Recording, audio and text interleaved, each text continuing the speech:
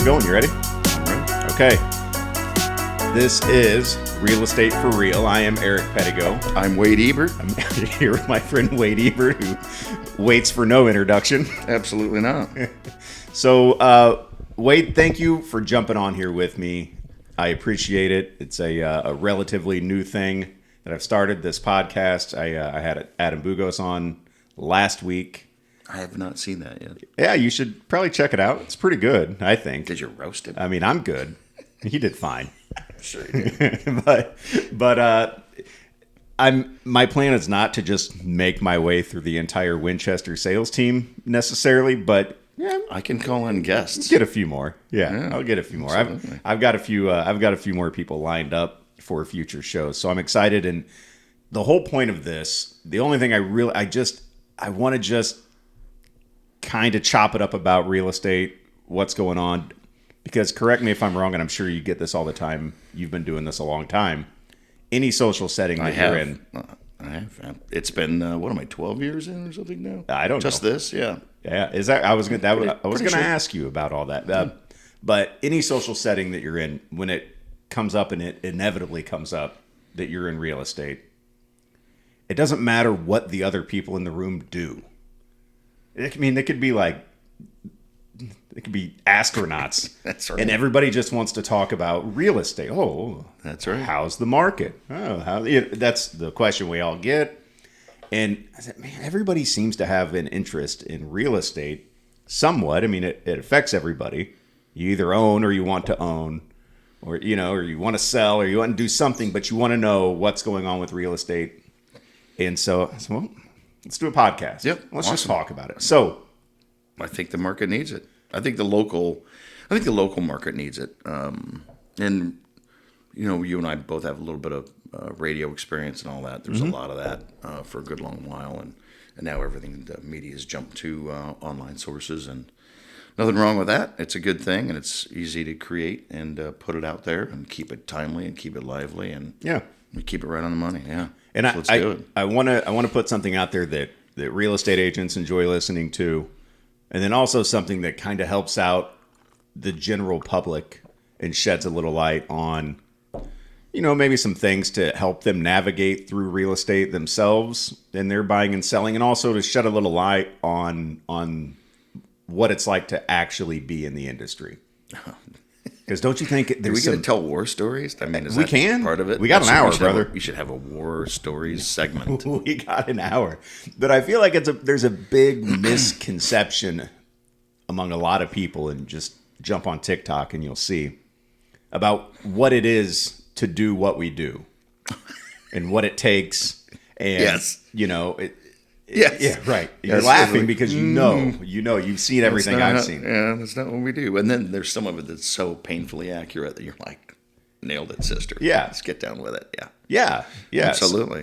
So Yeah. you got into this how? Because this is interesting for me. I'm always curious to find out what brought you into this profession. Because my guess is you didn't grow up as a small child and say, I want to grow up and be a realtor. Oh my God. For me, it was NBA. I just wanted to play in the NBA. I'm currently not in the NBA. My farthest background on the deal is my mom was in real estate in Arizona when we were out there, and I could Really? tell hours and hours of stories of how we ended up in Arizona from Springfield, Illinois. So it's quite the comedy. But we don't have hours and hours. I know. All right. We'll get to that later. So your mom was in real estate. My mom was in real estate, and of course, as a real estate kid, you get kind of drug in to do some things, and you make your public appearances at their meetings and their parties, and they're like, "This is my kid," and hated real estate people. Wow. I was like, "Oh my God, these people! What is going on?" Because they're all what. Oh, they're all what? They were all what they were all, especially in that time and in that market, exactly what you would have expected. They're all very outgoing and all like, they're all big hair and big, huge production. And my mother's business cards were ridiculous with her as the moon hovering over the valley. Wow. Over Phoenix Valley, like purple skyline. And my mom as the moon with her giant hair. I mean, I hope I have one. I don't know I'm your not- mom, but knowing you, She that was does not surprise she was me. a special character. Let me That's tell you what. awesome. Anyway, so Was she successful? it was hard not to be at those times. Okay. Frankly. Anyway, the long term was that I was here and I was engaged in another industry, deeply in it for the longest time, and it was just time to get out. That's yet another chapter in my life. But my little brother, Jake, took his licensing and became licensed in 2010, and I did it with him. He encouraged me to jump on and do it with him. Okay. And he worked for Betty Schuster for several years, and then came to the group. So you were 2010. That's 14 years, brother. Actually, 15 if you count the year of 2010. License, yeah, but I went full time in like 2013. So Okay. so 11, 12 years. So, all right. So you went full time. So you were still doing something else, a part-time agent. That's a term that doesn't exist anymore. I just hung my license and waited, and then when it was time to get out of the other thing, then I made the move. When I came and I talked to Mike Busher. We're all huge fans of Mike Busher. Hi, Mike. Aren't we? Yeah, aren't we? Good human being. And, he can, I don't know if you know this about him, but he's also in sales. Yeah. Yeah, I'd say. When you show up there and you want a job, he'll talk you right into it, by golly. He's glad to have you. And the group is a tremendous organization bent on education of the consumer and education of the people who do work here in all facets. So it's really agent friendly here. That's one of the things that signed me up. I mean, same thing. And spoiler alert, I've got Mike Busher is scheduled to appear on this podcast in the next few weeks. So I'm looking forward to that one. That's going to be a lot of fun. he paid me $5 just to mention. That's it. He's got more than that, buddy. You should have. I know, You he's should gonna never take the first offer, Wade. So, First money's your best offer. best money, Eric. I told this story last week, so I won't get into it again. But I got licensed. I didn't know what to do. I opened up the phone book and started calling real estate agencies. Wow. Yeah. Hey, I just got my license. What do I do next? Exactly. I had no idea what to do. You know man. what? I bet that showing that just that much initiative, people were like, "Come on in." Well, it's real estate, so nobody said no. I mean, Everybody wants you to come. And what you're there. saying is, everyone who does this generally, other than the commercial guys, they're a special animal. But even they are at least mildly extroverted. But everyone else who does this, everyone is extroverted as can be, and our admins are the other way around. They just rather gather the data and do the things and do the nurturing and take care of all the details, and they love it. They live for that, and to me, it's amazing to have them on board and help out with that stuff. So, layman's terms for people who aren't real estate agents who might be listening, you said the admins. Oh, the admins, yeah. An army of people who work in the darkness. They handle all the details, many of the emails and contacts involving all the data and the documents and making sure everything gets signed and things stay on time. They put things on your schedule. You don't have. No, man, you're a solo I'm act. a one-man show. Bro, I did that for a while, and I'm good. I just can't really stay motivated unless I've got somebody to stick a heel on my side. And Really? so when Jake left town, because they moved to Colorado, he and Emily and the boys, because we were partnering up, and it was a good way to just stay motivated, because you and your bro doing your thing. Yeah. And you would do it all and do all your own admin work and whatever. After that happened, I was like, I need something to motivate me. So I took on a partner for a while, and then when that didn't work out, I joined the Winchester team, got offered a spot there. And you've been there ever since. That's been a good fit for you. Yeah, it has been a good fit. Good people, There's a lot of social that goes with it, and that's good too. Makes you get out there and engage. And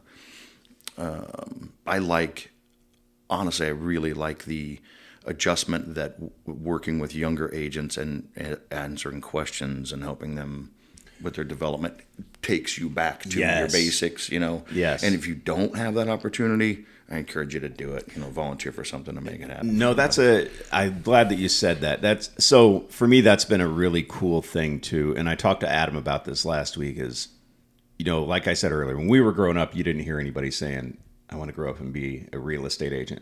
That's different now. Young people want to get into this industry, and a lot of them are.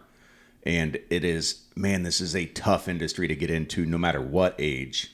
But as a young person, it's especially tough to get in.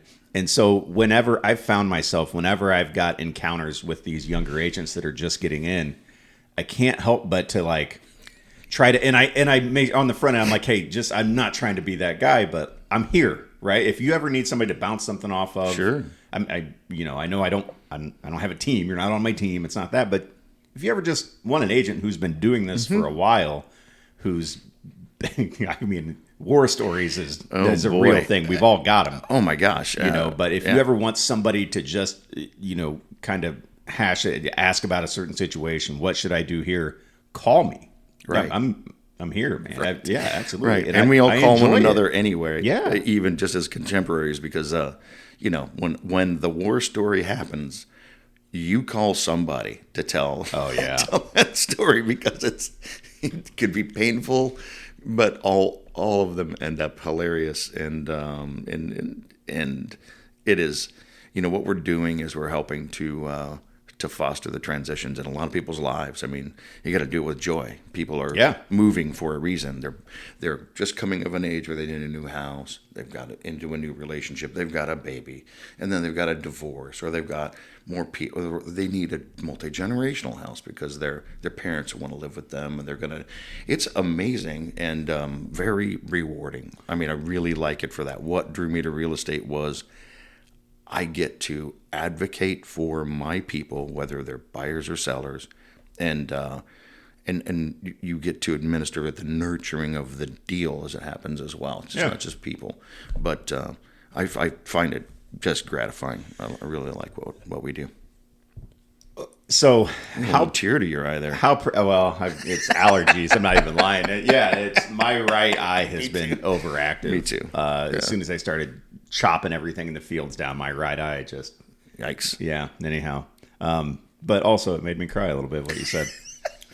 So I feel emotions it's like the that. Salesman in me. So, how different is the job than you thought it would be going in? Like how prepared were you? Because we all took the course, whatever, the 90 or the 100 hours. I don't even remember what it is now. We all took the tests. You have to pass 3 or 4 different tests. The big one at the end, which I was sure that I failed. Oh, yes. I high-five, dude. Side note, I was at H&R Block. I don't know, wherever I had to go take it. It was a weird place to take the final test. And I was sweating my way through it. Like, well, I'm going to have to fill out some applications somewhere else. I don't know. This isn't working for me, apparently. Right. And I turn it in, and the lady, after runs it, she goes, well, you passed. Couldn't believe it. So what'd I get? She goes, can't tell you that. Just tell you that you passed. I was surprised too. I high-fived this lady. She probably thought I was insane. I'm like, put it up. I told her, put it up. And she's like, what? Put it up? Yeah. So anyhow. That's how she knows you're a realtor. I wasn't yet, but I had no idea what to expect, man. And so, then I told you, I went home, immediately opened the phone book, and I'm calling real estate companies. Yeah. And then I reached out to a lady who was our realtor a couple years before, Linda Nelson. Do you remember her? No. She was here. She was on the way out. She's retired in Colorado now. Okay. But she was on the way out, like, right as we were coming in. And she sent me over a graph, of the real estate group sales versus everybody else in town. And she said, I remember, I'll never forget, if you want to be the best, you need to go learn from the best. Right? So I had talked to a few other people in town, and then Mindy Push, who I went to high school with, was a realtor here, said, oh, you got to come talk to Mike Busher. It's funny. I mean, I'm such a fan of Mike Busher. Everybody you can't not be. But he's it can feel a little culty every once in a while. But I sit down with him for however long it was, 20, 30 minutes, and I'm like, where do I sign? Right. Really, like, let's do this. This is where I need to be. And I've been here ever since. Nice. And my plan was to be part-time because I was still helping run my family's company. And for the first 3 or 4 months, I was part-time. But something happened in that second half of my first year where I had to be like, hey, Dad, yeah, I have to quit. I'm sorry, but this is my full-time job, I guess. Yeah. So I've been blessed in that regard. And previously I'd worked with my father as well. And as he departed, fun, isn't it? Oh, yeah. More stories. So many more. I actually got along with my dad really well. Well, yeah. He did. We had a lot going on, man. Seems to be a rarity, but still. Yeah, when you make that choice, and actually, when my father departed before I did, where we were and what we had been doing was, it's an industry of craftsmanship, and there's just not a lot of room left in it for that type of attention to detail and the path to make money and not get jacked with by everyone. So his parting words were, "I'm not sure it's the best idea for you to stay in this," and so.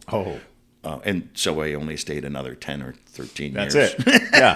To try and follow it. But he was right, Pop. Heeded those words. Pop, you were right. I should have done it 13 years earlier.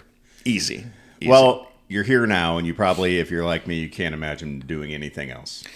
It would be tough. I don't, you don't, anymore, you don't like, I could do that, or I'd want to try that. I like this. I like broadcasting. Yeah. But I could never not be a realtor as well. Yeah. Whatever I do, I will do along with being a realtor. Yeah. You need to set up a format where you can take questions and such. That interaction is fun. I mean, I know you've done that radio. Fire away, man. It's going to be great. What do you want to know? No. From audience, goofball. Anyway. We'll get there. I need to get a little traction. This is only episode 2. What's our flow here? We want to talk about the rates change, or that's coming the up. law change, or whatever. All right. This is just like an introduction. This is let's get to know Wade a little bit. All right. The people want to know Wade. Oh, a little bit. You're such a tough cookie to crack, man. Just to really get in there and know the real you. Very cloistered. Yes, my opinions are known only to me. Got to pry you open, buddy. Exactly. So that's my mission here. There are certain things to definitely keep yourself in real estate, and your admins will be prying at you for the details of those things, so that you'll know what they are. And you say no often. So some big news yesterday. We can talk about that, right? That came through. Yeah. Fed's dropping the interest rate like a half a point. Yeah, they anticipated a 25 basis points, which is a quarter of a percent. But when I say the economists and the folks who are analysts of the thing, they came through with a full half a point change. Now, I talked to your friend and mine, Todd Weir at INB, and I said, "Hey, man, when do you think we'll see any, change in rates based on this change?" And he said, "Of course, well, they aren't linked, directly. It's kind of intrinsically, they, flow from one to the other. Could be a year." I'm like, what? It's not like they just flip a switch and all of a sudden. Exactly. And so, it's not instantaneous, and there will be a transition period for sure. However, when looking at news sources now, this morning, getting up and picking on all those economic forecasters, and they're saying, well, look, rates had already, and I know we saw it, rates had already made a move in anticipation. I was getting ready to say. They've already started creeping down because they knew that something like this was coming. So, but I think we're going to be, well into the 5s, don't you? Yes, I do. We're not, for the record, we are not economists. No. We are real estate agents. No. As a friend of mine's husband used to say, economist. I love that guy. but we're not. We're not. We're not attorneys. No. We're not couples therapy advisors. Oh, wait. We're not. We're not babysitters. Those things are also part of the job. We're not pet sitters. Real estate professional. Yeah. We do all those things. We wear a lot of hats. We also move furniture and appliances. We don't. You do. I've done it. You don't lump me in there. Son, you want a deal to get a deal done? Oh. You got to move a thing. You put out your feelers, and the last guy that helped me move stuff was the offensive line coach for the Chatham High School football team. And let me tell you, working with that guy is awesome. We both got tired at the same time. He's, I was considerably shorter, but just as stout. So we just moved the stuff, and it was great. Yeah, I've moved. I helped somebody move one thing one time But I consistent, because how often do you hear this? All right, so you're going to help me move? Right? Yeah, no. We're at a closing table. No. I got into this because I was doing manual labor. Yeah.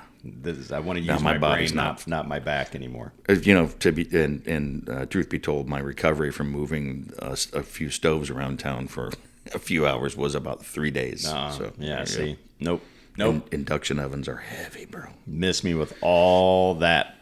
So with rates potentially going down a little bit. Now, the last time we saw rates drop, they dropped drastically, precipitously, yeah, right after COVID. And again, not an economy major here, just a real estate agent. But let's go deep. So, but yeah, I feel like what happened then, when all of a sudden 2% interest rate,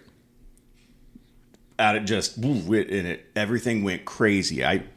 My perception was it brought everybody into the buyer's market. The people who were on the fence were leaping off the fence. And refis, of course. So your mortgage guys are busy day and night. But what that did for us and what that did for inventory was absolutely depleted it, because we had more buyers than we had sellers already just because of that. And then we had people who would be selling like, well, I'm not doing that. I'm just going to refinance and stay here, because why wouldn't I? And then the years following, our inventory never quite caught up with the demand. Right. And it's been a seller's market ever since. Yeah. Like, seriously. So when I heard about rates dropping again, I was a bit hesitant to get excited. Like, I feel like we're just getting some balance back in the market, which I like. I like a good balanced. It's okay if a house is on the market for 30 days. It's not the end of the world. Don't like disruption. No, that's fine. It's a good, buyers need like a leg to stand on too. And they were getting abused for years. They have to overpay. You have to waive inspections. You have to. But it simplified it for them too. I mean, I'm with you, and I feel those pains. Yeah, but it simplified the process. Pay the process $70,000 more than you should. Bring the money and prepare to hang on to your kneecaps for a minute. Ugh. And it's going to be fine. You're going to get through this, and then the appraisal would come through, and it would appraise fine magically, with no comps to support it. Well, those guys are appraisers, and some of what they're doing is they're comparing actual sales, but we are in it when you're in unprecedented times. Yeah. You use unprecedented methods, and they were frankly speculating. Here's where this is going to go. You're going to be fine. It's worth this now, and everyone's going to be fine. If they didn't adjust, it would have killed every deal. Agree. And it wasn't a cash deal. And we keep hearing stories about, I'm sure we're in a bubble. Where we are in the Midwest, no, not just no, hell no. We are not in any kind of a bubble. No? No. Really? Have you lived here? Yeah, my whole life. Bro, Yeah. I mean, we're just catching up on equity that should have been, realized by previous owners for decades. We're still catching up as far as I'm concerned.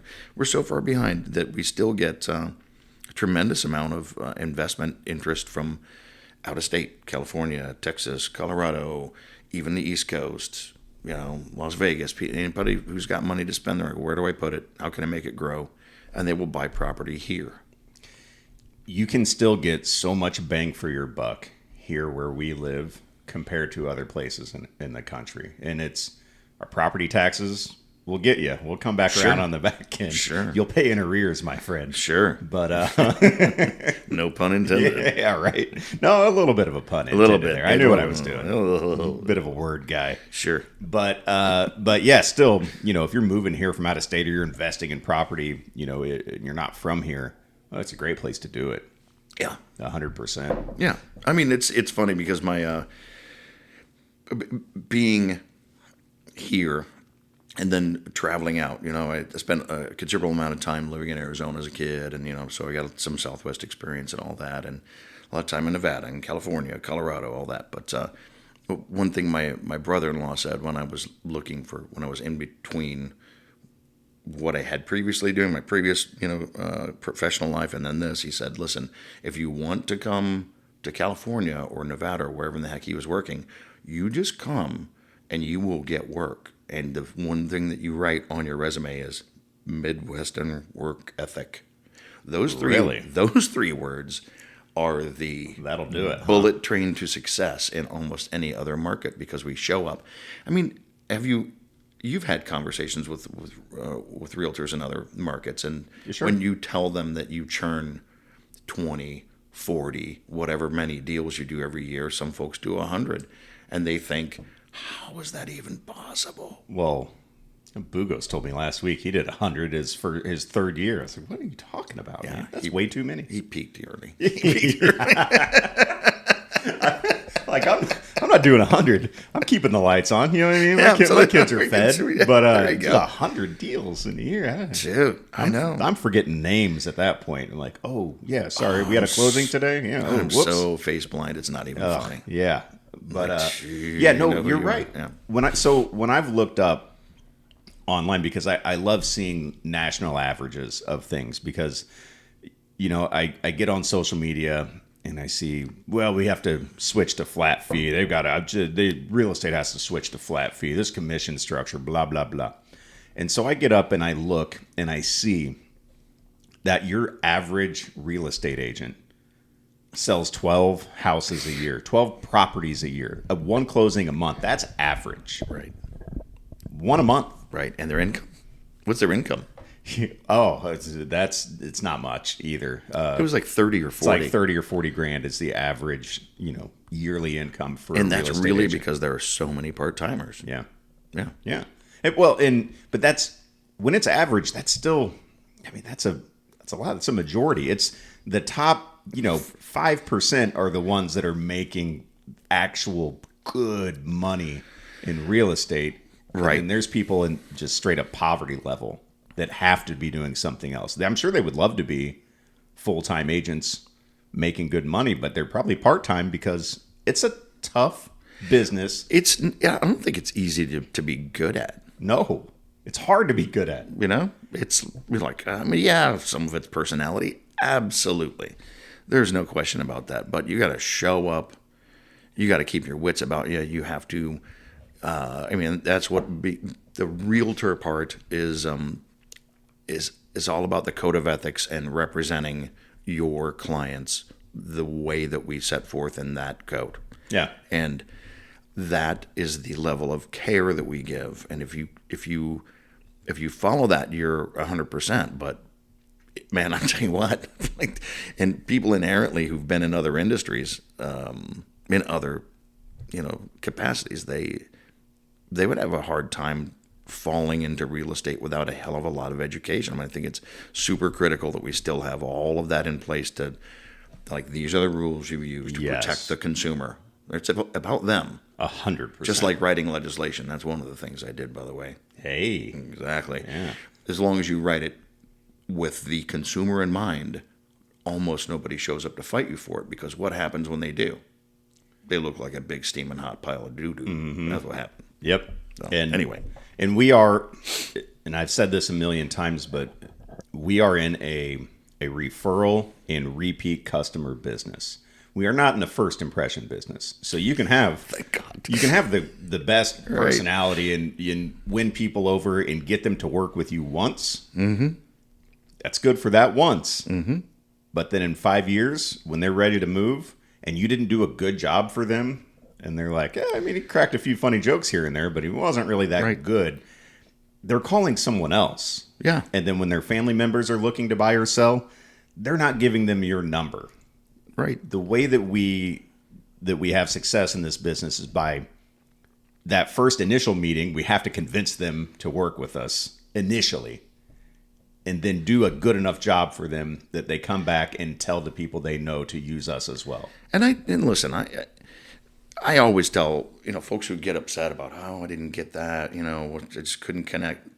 That's fine. Sure. What we do is a connection business. And I had a client who I've shown many things to, and I sold one and helped her buy one.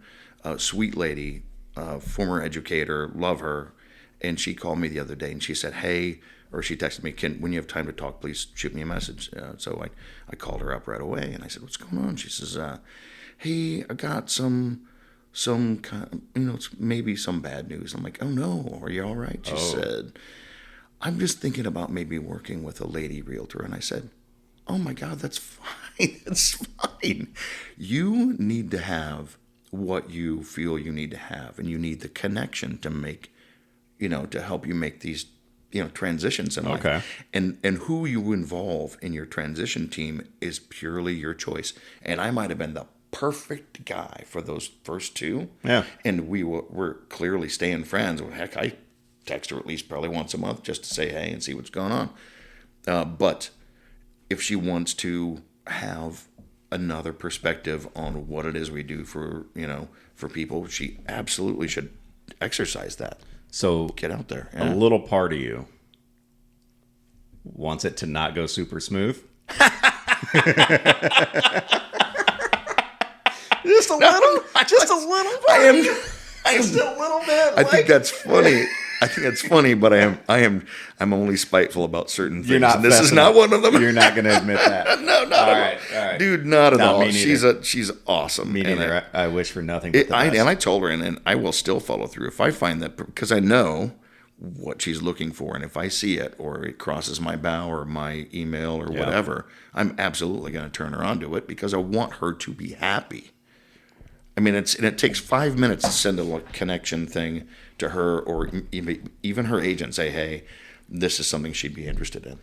So, to me, that is for one, that's a mark of real maturity. I'm old, and somebody who's been doing this long enough to not get their feelings wrapped up in things. Oh yeah, bro. You can't take it personally. It's kind of.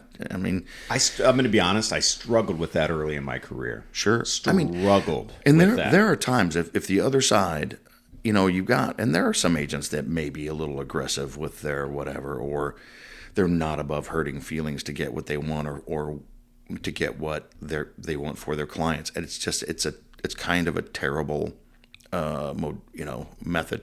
Their methodology is a little screwed up.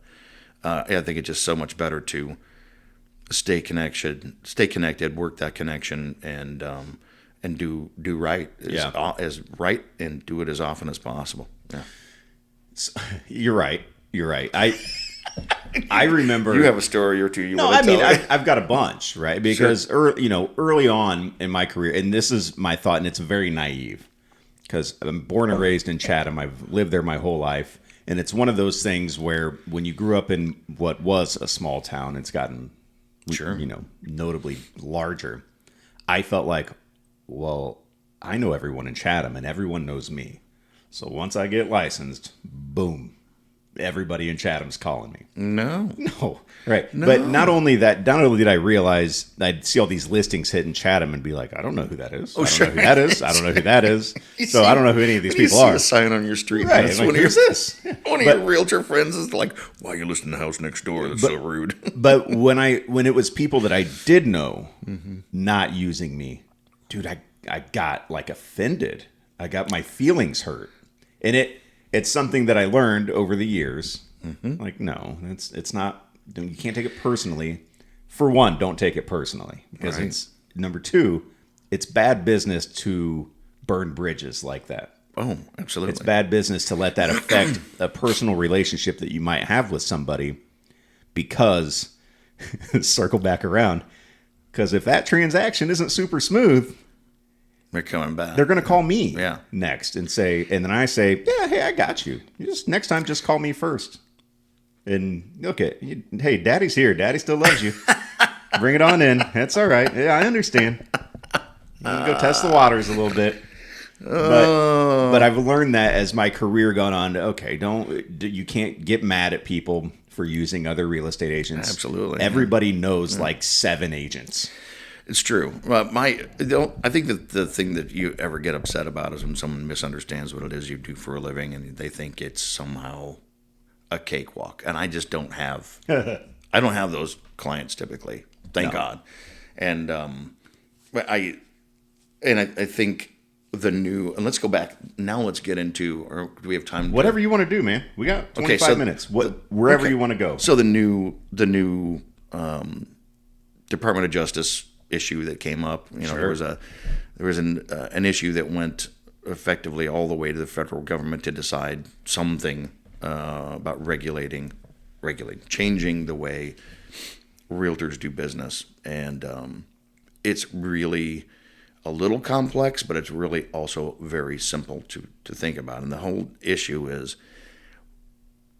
I'm going to leave the commission part of it out initially. Okay. The issue, in my opinion, was that a lot of people who do what we do did not take the time, nor was the infrastructure and things set up properly to properly define the relationship between the buyer and their representative realtor. Sure. And we really needed the buyer to understand how we were getting paid out of the deal, and it was a little bit of a mystery. It's like, well, you were, doesn't cost you anything. Oh no, it is one pile of money. Yeah, it comes the from transaction, the buyer. Right? Yeah. It's one pile of money, and the only person bringing money to the closing table typically is the buyer. Sometimes the seller has to. I've had a few of those. Hey, you have to. Anyway, so cut into that retirement. Right. Yeah. So the buyer was always paying their realtor, no matter what was said, it just came out of the deal. Just, we get paid out of closing, but we only get paid if we close. And now we approach it from the front end, and we define that relationship early on, and everybody knows, and you have actually sign a document that says, hey, you're my guy. This is how much I'm going to make sure you get paid. I'll pay it if necessary. But I know you're going to fight for it in the deal. Yeah. So now we negotiate. We ask whether we're going to get paid out of the front pile of the pile of money or out of the back of the pile of money. But no one's working for nothing. No, and we never have. And that false narrative was out there for so long that buyer's agents work for free.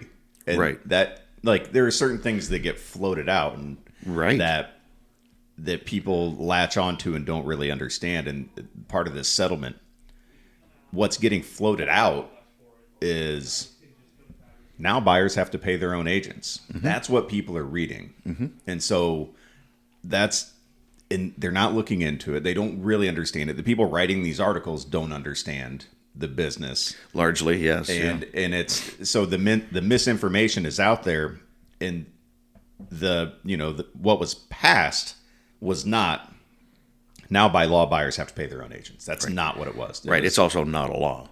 Right. Well, we can get into that, but it's not a law. It's just it's a legal finding, mm-hmm. which carries the weight of to influence behavior in the marketplace. That's really what's going on there. Anyway, but we are not allowed to advertise co-op, the commission that the buyer's agent gets from the listing agent. Right. We're not allowed to advertise that in the MLS anymore. Mm-hmm. So that's part one. Not that it's not allowed to be given or paid. Right. Not allowed to be advertised.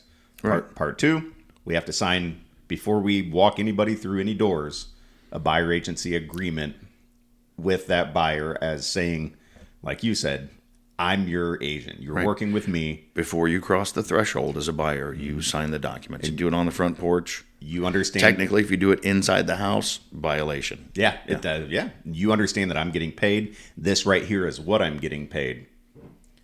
And that's it. Right. And so that's what's now in place, and the misinformation that's out there is causing confusion with both buyers and sellers, where sellers now are saying, oh, this is great.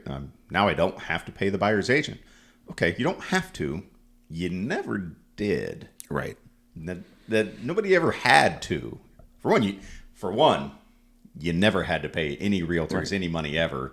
This isn't car insurance. You're not being forced. Right, and that is negotiated with the seller as they sign their listing agreement.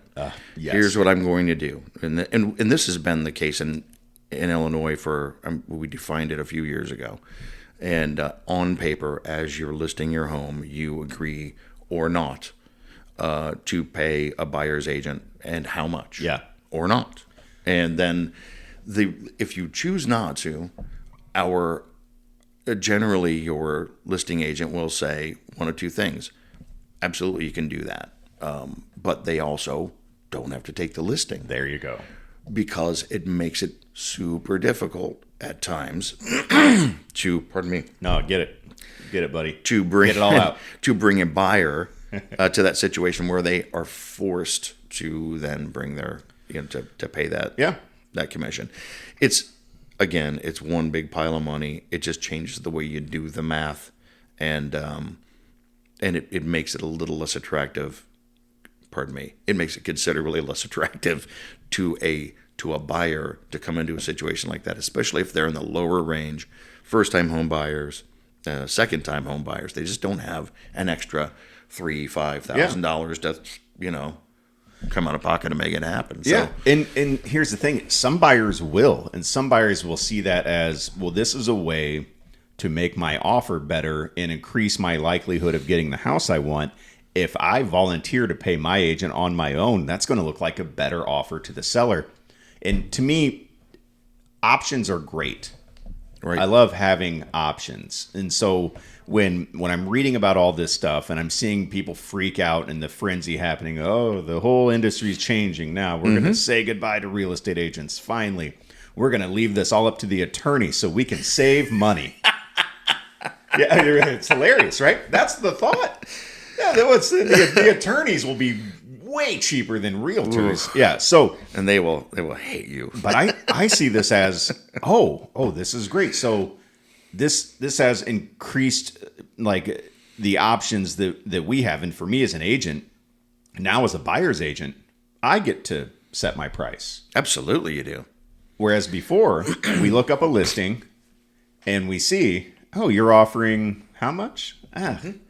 I'm going to earn more than that, I feel like, but I don't have a say so because this is what you're offering. Let's talk about, let's get a little filthy with it. So in an area not too far from here that ends in Evansville. Okay. Yeah. They have a few dominant players in their markets that were notoriously under supplying a co-op, and from outside of that city, which is a little bit from here, it dissuaded anyone from coming in and participating in their market in any way. It would just be more, I would just refer somebody to a Jackson. So what we heard, finding an agent. There was some of that, and I had the last one I did. I had been driving with this kid all over Hell's Half Acre, showing him these rural properties, and he understands that it is a commitment. Yeah. It costs money. It costs time. There's an opportunity cost besides, when you're not selling something, you're driving around and not selling something. There's something else you could be doing that would be making you money. So you have opportunity cost and actual costs. And he also works for a living. He happens to be a diesel mechanic. And as a diesel technician, his life is all about time and money. Yeah. And when he heard that you were getting paid, that the listing agent didn't want to pay, a rightful commission, he was pissed. Yeah. And he said, "What can we do?" And I said, "We can just write it in as part of the offer." And this was, 10 months ago. We wrote it in as part of the offer, and then the list agent was inclined to take the offer, as was his seller. And I don't, it's kind of hard to know what they're doing because they've got that whole market kind of bound up with their own little witchcraft over there. But so we'll give you that. We can only go to 2.5 or whatever, and typically it was 3. It's and I literally just said, "Do you want me to go back to my guy and say and find out if it's okay if he pays me the 0.5%?" And he said, "Yeah, I guess." And I said, "You sure you want me to tell my guy that?" Yeah. And he said, "Let me call my seller again." Right. It still never worked out, but we eventually negotiated to the point where they saw the wisdom of the thing, and what it does, if nothing else, and I know it seems, and it should seem that I've made it irrelevant because it's the front half of the pile or the tricklings off the front half or the back half of the pile. It's money, it's in a pile, and that's the transaction. And we get paid from either end. It's kind of irrelevant. However, for a buyer, it's an indicator of how difficult that other side is going to be in the negotiation. A little bit, yeah. It's not a little bit. No, you're right. It is a gigantic. It is a set of flares, thump thump thump thump, set up into the air, in a smoke show. Besides saying I'm a problem, and you cannot be a success at anything by making it a problem for everyone else. No, you're right. That I've got a lot of things I could say after that, but I'm going to lose other subjects. Well, that particular area, that's just the way that they do. That's how they're accustomed to doing, and it is what it is. But so since this change happened, where we define on our buyer agency agreement what we are going to make, in the agreement we have with our buyer, and the ones I've been talking to, I've been telling, this is one way or another. This is what I make. What we're going to do is request this amount with our offer. If that's what you want to do, that's what we'll do. If you don't want to pay it, we are going to request it from the seller with the offer. That's what we're going to do. Or they have the opportunity to say, nope, I'm going to pay you. Yeah. I'll cut the check that day. I'm good. There you go. That's my agreement. And we'll keep it out of the deal. And then they buy the house for less and effectively pay you separately. And then their value to be taxed on is a little bit less. Yeah. Technically a little. I mean, minuscule, but poquito. Fine. Sure. Whatever. Yeah. But so I go. I have a buyer's agreement. 3% is what I'm getting. I mean, I'll put the numbers out there. I'm not worried about it. It helps tell the story. Mm-hmm. There's a house that they like, and now what we have to do. We don't have to do, but now what we do is we call the listing agent and we say, hey, are you offering a co-op on this? So God forbid now we all have to communicate with each other a little bit. So I call this agent, and it's not from our brokerage. Mm-hmm. And this agent, he tells me, yeah, we're offering 2.5%. Okay, good to know. So we go, they like it. We write the offer with the offer, and super nice guy, this agent, but newer agent.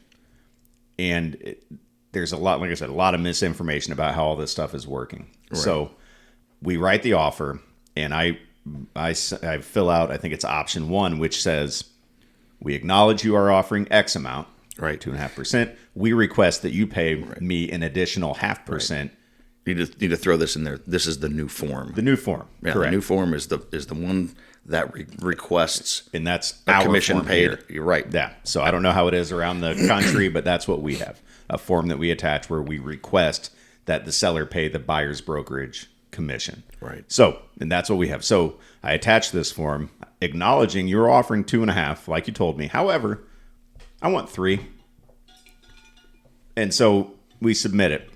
I get a text a little bit later. Hey, they accept your offer. Awesome. Just like that.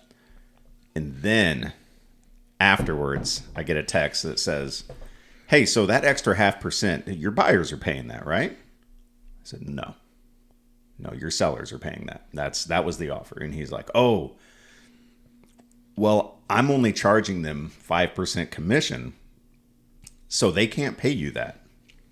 And so I called because I'm like, okay, this is a conversation that needs to happen. Sure. So I say, all right, part of what needed to happen, part of the whole point of this was to keep the commissions separate. Correct. Right. So there's your commission and then there's my commission. Right. So they might have agreed in your listing to pay 5%, 2.5% to you, 2.5% co-op, but that doesn't mean that they can't pay more. Right. So our offer includes them paying a little bit more. Right. I said, so if they don't accept that, then they don't accept our offer. Then the counter is, we accept, except we're going to pay you 2.5%, but that's a counter. Right. I said, so I can go back to my people and we can bicker over, 0.5%, or you can go back and talk this over with your people and say, hey, this is a good offer. Maybe just take it. And then that's what they did. By the way, yeah. And so he called back. He goes, yeah, okay, they'll pay your $3. it's $1,100 or whatever the heck it is. It's 18. 18. Was 18. Okay. An extra 18. I mean, I don't mean to chuckle at that and say, "Oh, it's a minuscule amount of money." In That's most not, markets, most markets, it is a tiny amount of money. Here, it's significant money. It's not. I'm not going to. That's more than my first commission check was on the first house I ever sold. Amen. Yeah, I mean, listen, I tell this to the new agents. I was a realtor full time, and I was lucky that I had the resources to support myself and a family to back me besides. But full time realtor for the first 12 months, I made Zippo. Yeah, I had zero income. I brought nothing to the group. Well, the good thing besides a lot of gas. They probably weren't. They probably weren't expecting you to pay all the dues and the errors and emissions and stuff, right? They probably gave you a little grace. Yeah. Well, I was on the hour special deal to. Yeah, absolutely. But still, it costs you money. It costs bro. money. I was just joking. It cost me money. I didn't sell anything for the first half year, and boy, did I pay still. Amen. Yeah. And were you on the monthly or were you on the split? I was on a split. Okay. Yeah, I was on a split, but still But I guess it was more the association dues that I still had to pay. Oh yeah, you're a boat anchor. When you get brought into real estate and you don't, you are. Yeah. Make no mistake, you are a load on your brokerage, and you're a load on your team, and you're a load on everyone else that you do work with. They, however, look at that as an opportunity to nurture you along. Yeah. Even if you're a new agent for somebody else. And how many times have you coached a new agent on the phone? Well, we even went over that. Yeah. They're not from your brokerage. There's just did the other day on getting this deal together. Hey man, you're right. Here's the thing you might want to try the next time, or, because besides being connected to your buyer or seller as a provider of services, to the consuming public, you connect with your fellow realtors as well, as in the effort there is to foster as many connections as possible, to use those personalities with in conjunction with one another to make sure that the industry just keeps on chugging along. Yeah, friendly. We all have to help each other. Absolutely, man. And especially in times like this. And I brought this up at one of our office meetings a few weeks ago. That it's times like this, even though we are all in competing brokerages, but we have the benefit here of exceptional education, of weekly meetings to discuss. We have some of the smartest minds in the area all here that are willing to give that information out and help other agents. And so a lot of times it feels like when we're out there in the field selling and buying houses with people that it's like a war zone and we're up against these other, but we all have to work together here. So if there's an agent from another brokerage that doesn't quite get what's happening, it's on us, I feel like, to help them along. Say, oh, no, that's not how this works. I got an offer on a house the other day that I had listed. He asked me what the co-op was. Mm-hmm. I told him. Mm-hmm. He didn't submit the form. Oh. So what I could have done is burned him on it. Oh, God, dude. Don't you want to do that? Did I? No. Absolutely not. I called him and said, hey, man, you didn't submit that form. He goes, oh, I'm not that worried about it. I'll send it later. I said, oh, no. I said, hey, you got me here. Lucky you. If my client sees this. Yeah. And there's an argument there. I mean, I'm going to tell you, a purist would say, oh, I'm not sure you did your client the best. You probably should have just taken it. Hey, they screwed up and they don't want to get paid. Yeah. So apparently they're going to get paid by their guy, Yeah. But we got to go. You have to go for clarity, because if you cloud the transaction with animosity, something is going to come apart. It's going to come up later. Yeah. It's going to be an issue where he's going to say, hey, aren't I getting paid? And then I say, you didn't submit it. Yeah. Now, ask me in a year from now. or listen, or maybe you're up against one of those difficult, you're up against one of those difficult agents and they do something ignorant like that. And ignorant things happen all the time. Someone drops the ball, whatever. And you really want to put it in and turn it. But I would say in a year or so from now, in all honesty, it would be the same, not including this request for commission. It would be the same as if somebody sent you over an offer without a buyer inspection addendum, and everything got signed and executed, and then you get a notification that, they got their inspector requesting to come out and look. I'm going to say, hey, you're not doing an inspection. Absolutely. You didn't send that over. But right now, when everybody's trying to learn and figure this out, I feel like we have to give each other a little bit of leeway. But like I said, ask me in a year from now. If you don't have it figured out, I'm not looking out for you anymore. Right now, I will. Right now, I'll help. Well, and you and I have clearly both had that surprise inspection situation. Yes. When that happened, the notification crossed my email or my text messages, and I called the buyer's agent immediately, and I about lost it on them. And this is someone that I have known and respected for years. I'm like, what the is going on, bro? I mean, this is not, no. I don't know what's happening right now.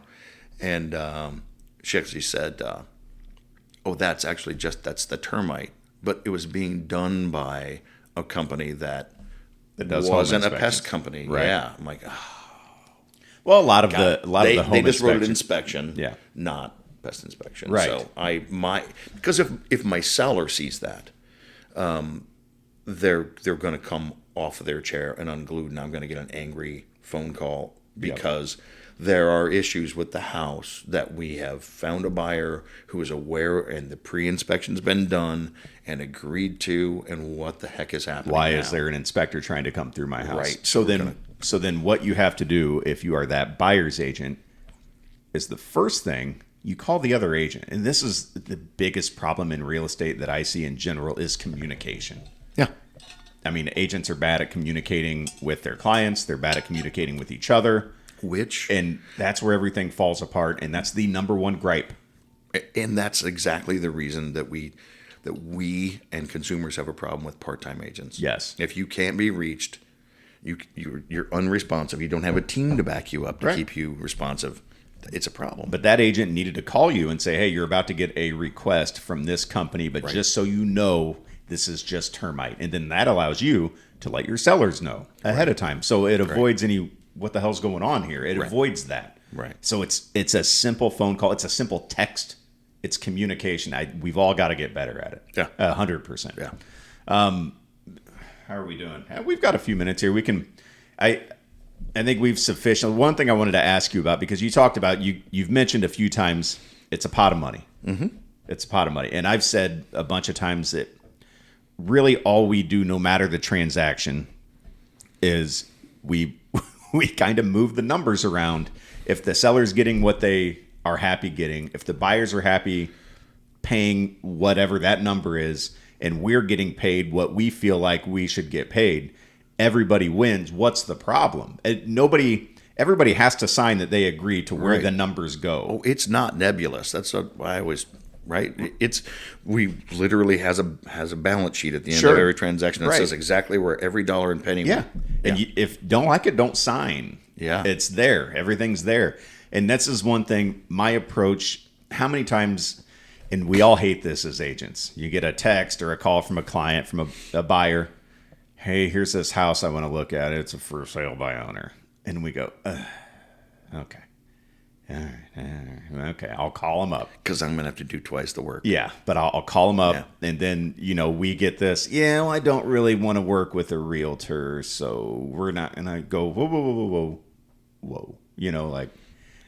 Just let me bring these people through your house, right? And this is what, I use this every time, and it works almost every time, except for the really dim ones.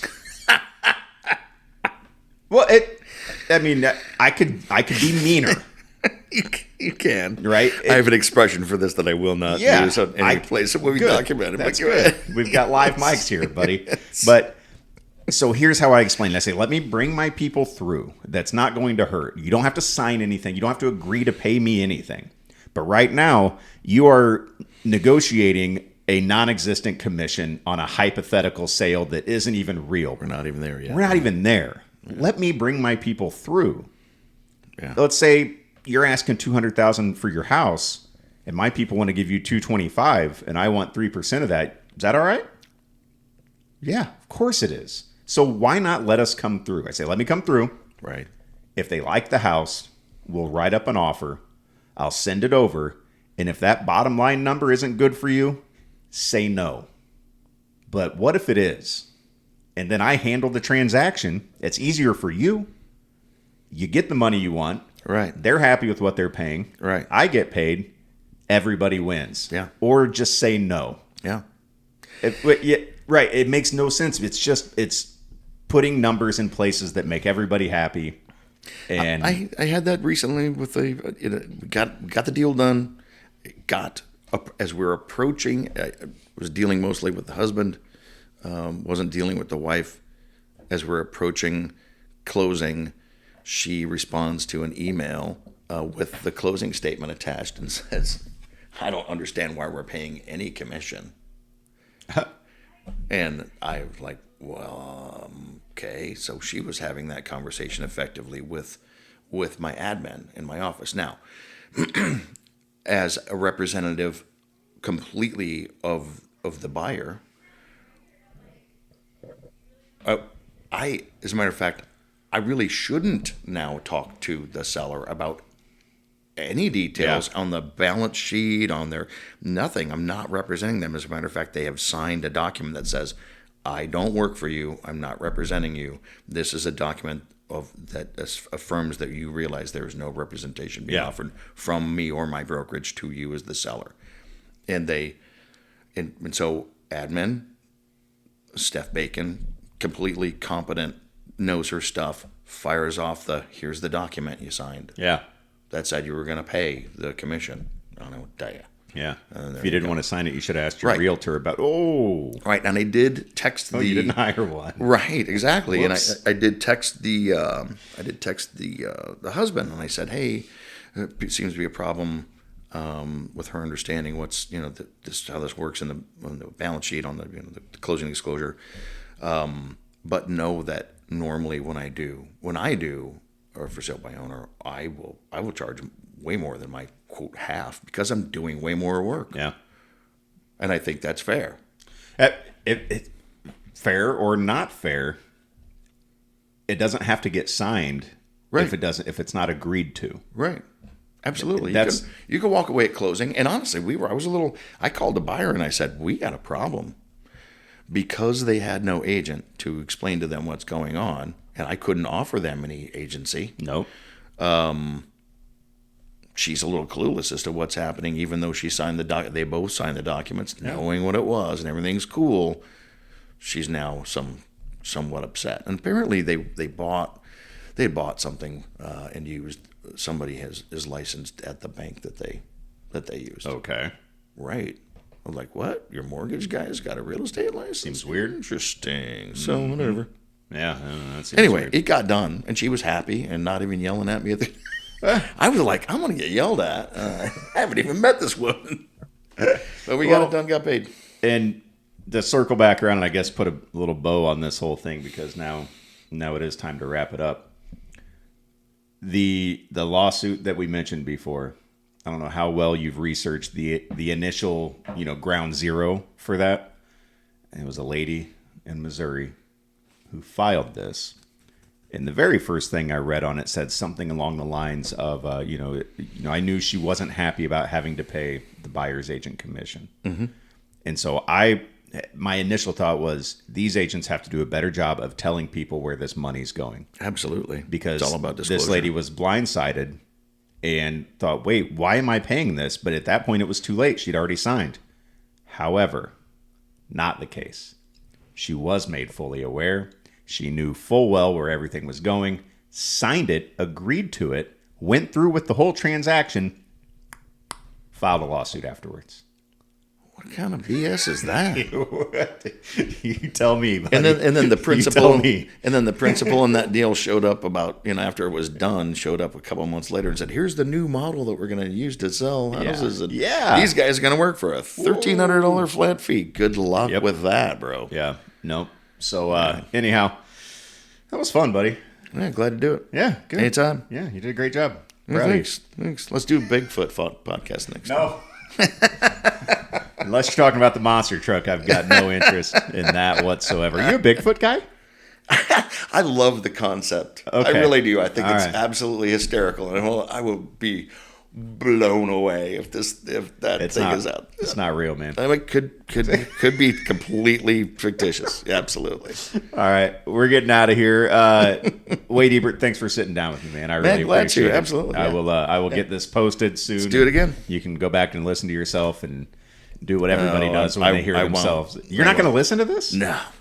Okay. No. You okay if I post the link out to our whole company? Put it all out. I had to call Bugos and apologize to him. Hey, man, I'm sorry. I didn't know.